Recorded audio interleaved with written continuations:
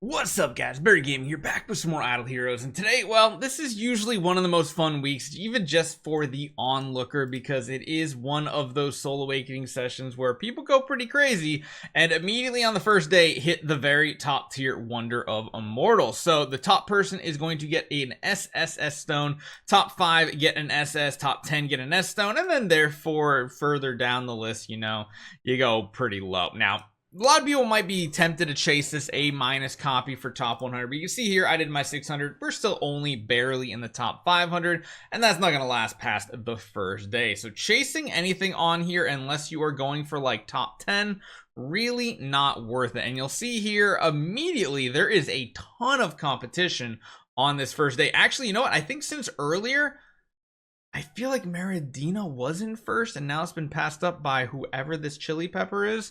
But there's a lot of people very close at the top. Previously, like the last two Soul Awakening sessions we've had, like on the first day, people have already been in the 40 and close to 50,000 points. This one has gone a little slower, and that means the top 4 are very, very close together as far as points. After you drop out of the top 4, there is a lot more wiggle room, and especially once you get down to top 10, you're not going crazy on points. They've done about 1,000 awakenings instead of the normal 100 that I have about down here. 1,000 still a ton, but then you do the math up here. Yeah, you're talking about 5,000 plus awakenings so far. And with that, you start seeing some really cool things on the auction house. I always love just looking to see what SSS copies are, and I technically don't know if this one has been up from this event. Honestly, you know what, now that I think about it, this must be an existing copy out there, and it's probably one of the best copies out there as far as offensive stats. The 30% reduced dot received, that's the only downside. You got giant killer defier and skill damage,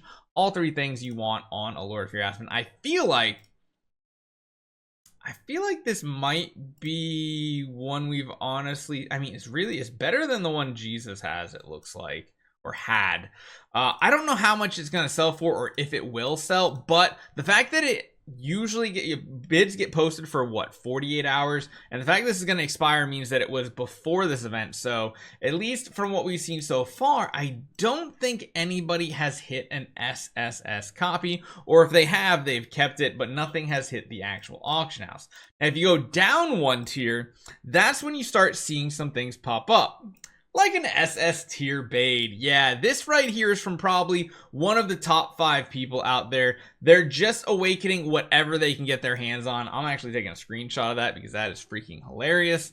Probably the best Baade copy you'll ever see. And again, the only time you'll ever see things like this happening is during these events when people are literally summoning for any hero they can get their hands on. If it's a 5-star and it can be awakened, they're going to awaken it, because you need hundreds, like almost 100,000 sometimes, maybe not that many.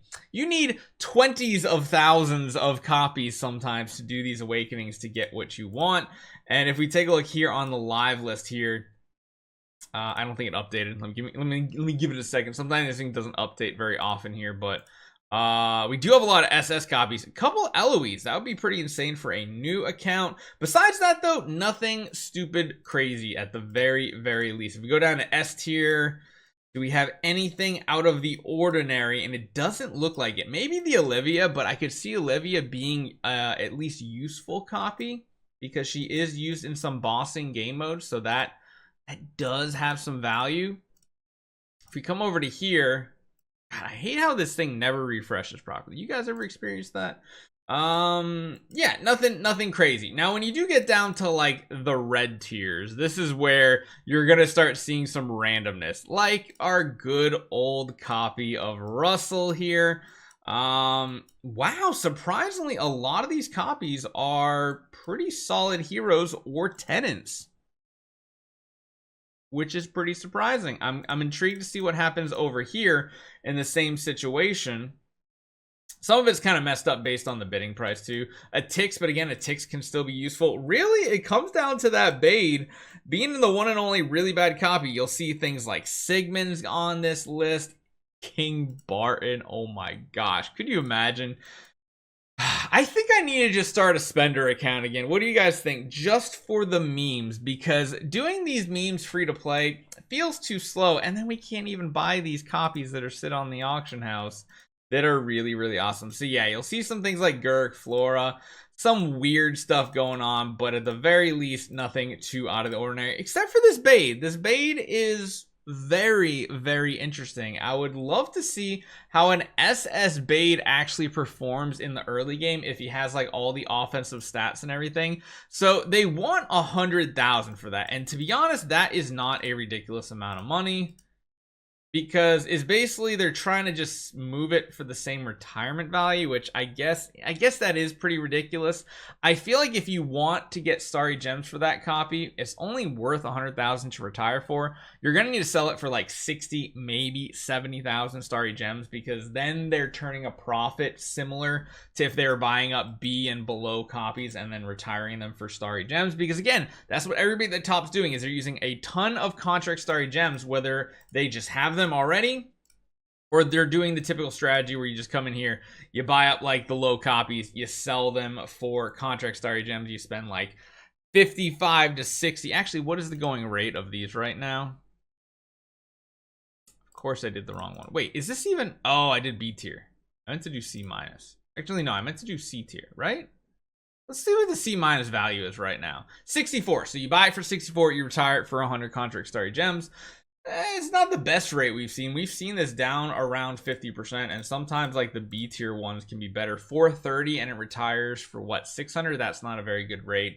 So yeah, playing the game right is smart, but kind of crazy seeing some of these random heroes. Let's be honest, this is the coolest thing. This really is, and you're only ever gonna see this the couple times, or I guess few to 5 times a year that we have a Soul Awakening session. I always love Soul Awakening sessions, even though I'm not actually participating in the leaderboard portion of it. You get to see some really weird, cool stuff. This guy, that's just that's interesting. So chances are it's somebody up the top of this leaderboard that said it, although you never know, it might be some random person, and maybe that's why they don't understand the pricing of it. If you do hit something like that, make sure you check what the retirement value is, and then either retire it yourself and be able to purchase a ton of packs for the rest of your life for these Starry Gem packs. Remember, you can buy these every event and try to boost your account up with these Starry Gems, or sell them in the auction house for, you know, Starry Gems, and then purchase other stuff you might need. But remember, you're not gonna get the full value out of it. If it retires for 100,000, you're probably gonna have to sell it for somewhere in the 6 to 70,000